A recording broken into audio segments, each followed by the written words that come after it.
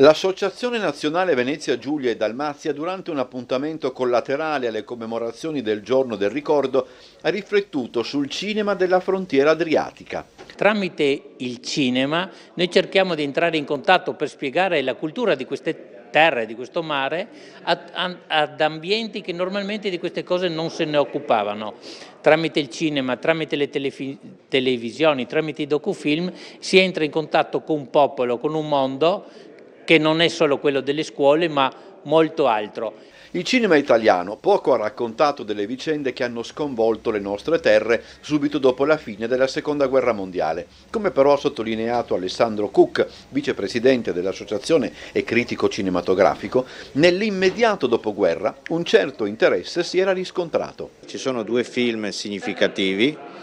La città dolente, che è l'unico film finora che parla dell'esodo giuliano-dalmata, e Cuori senza frontiere, che parla di come la linea bianca della frontiera si ispira un po' a Gorizia, come è stata tagliata brutalmente, ecco, dalla linea bianca della frontiera.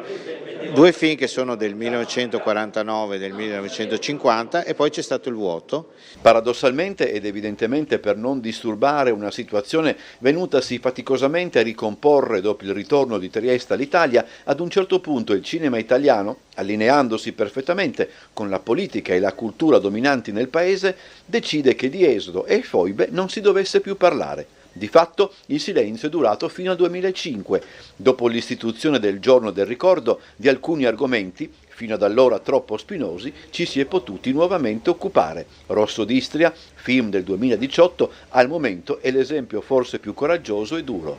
Lì si è parlato di una figura simbolica importante come Norma Cossetto, ma in questi ultimi anni, grazie anche alla collaborazione delle televisioni, della RAI in maniera specifica, c'è stata un'apertura molto forte, tanto è vero che l'anno scorso per il Giorno del Ricordo c'è stato un film per la TV su Rai 1 in prima serata, La Rosa dell'Istria, di cui noi parleremo, e pochi giorni fa è uscita La Bambina con la valigia, altro film collegato alla vicenda dell'esodo e delle foibe. Stiamo riscontrando grandi aperture da tutte le parti, proprio per ricordare, con prodotti fatti soprattutto in collaborazione con la RAI, va detto, sempre più di qualità, che anche hanno un grande consenso di pubblico e un nuovo modo di far conoscere la nostra storia.